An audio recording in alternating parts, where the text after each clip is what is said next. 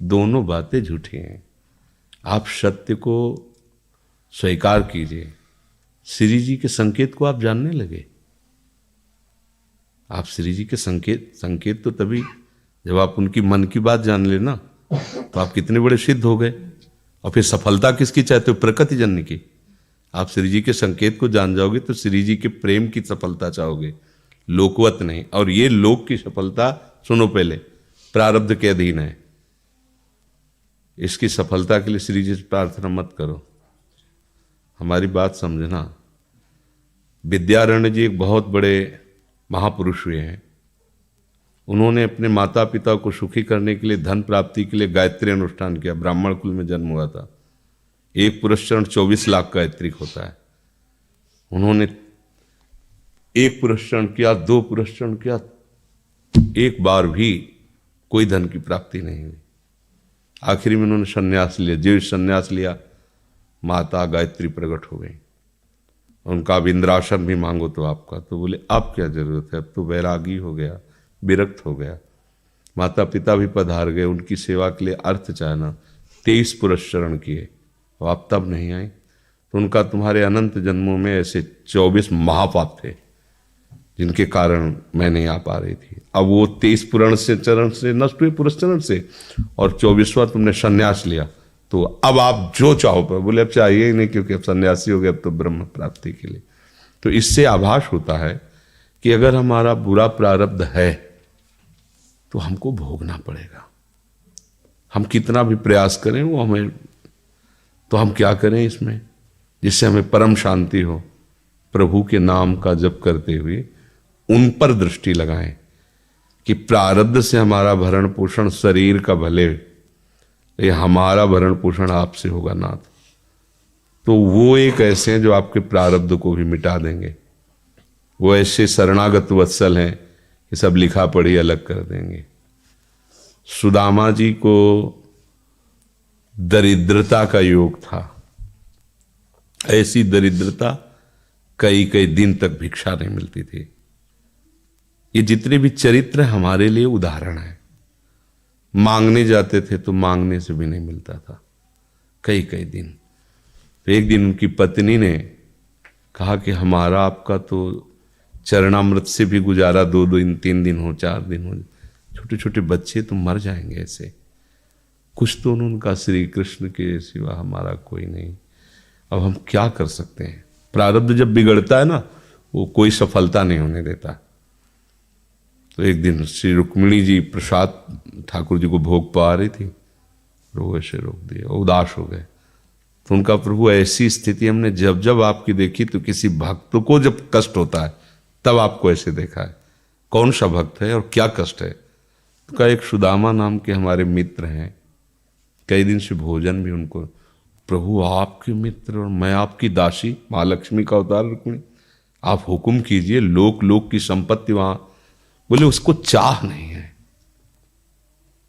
हमारे मित्र को चाह नहीं है, और चाह ना होने पर हम विवश हैं।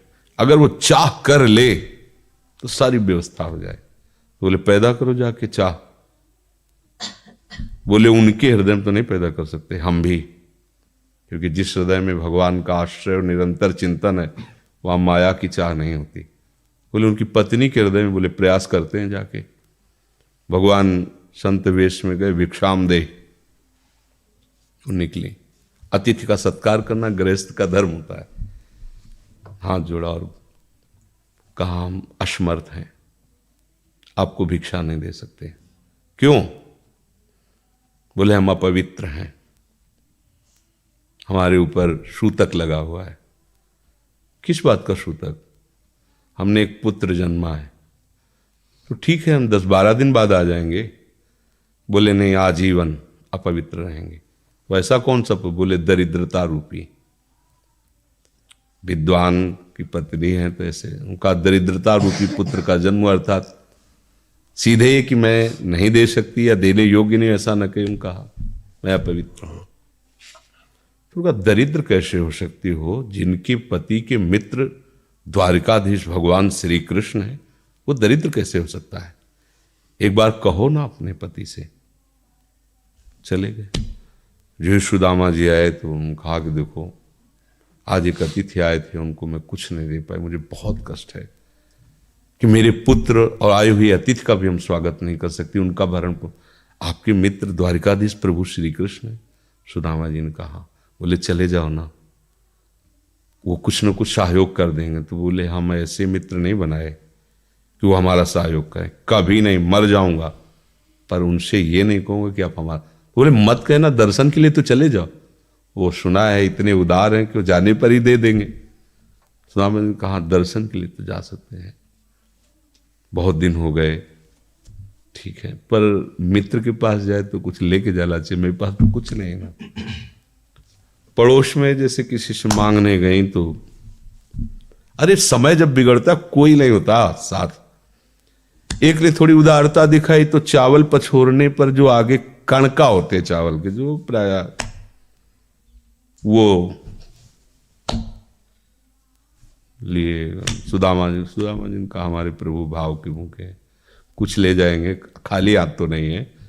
पोट्री में सारांश में बता रहे हैं, द्वारपालों ने देखा कि हड्डी हड्डी शरीर में कई जगह से फटे वस्त्र, बेवाई फटी हुई, मतलब दिखाई दे रहा था दरिद्रता की मूर्ति है।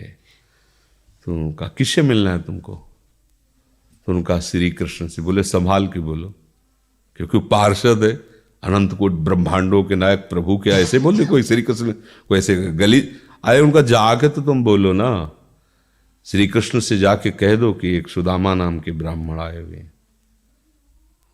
पार्षद गए, वो प्रभु बड़ा अजीब आदमी है, आपका नाम बिना किसी सभ्यता के ले रहा है। वो कह रहा श्री कृष्ण से कह सुदामा, कूद पड़े, भगवान दौड़े। वो पार्षद वो सब की ब्रह्मा जी शंकर जी आते हैं तो वहां खड़े रहते हैं घंटों, भगवान ऐसे भागे जाके। सुदामा जी को पता था ना, हमारे रुक्मिणी जी के महल में रुक्मिणी जी के पलंग पर बैठाते हैं, स्वयं चरण पखारते हैं सब। अब ये वैभव, क्या हालचाल है, कैसे हो? प्रभु आप सब जानते हो, आपकी बड़ी कृपा है। तो ब्याह हो गया, हाँ ब्याह भी हो गए, बच्चे भी हो गए, हमारे पास आए हो तो कुछ तो लाए ही होगे। अब वो सड़े से कपड़े में चावल, कैसे बड़ी बड़ी वो वैभव, महारानियां सब भगवान का।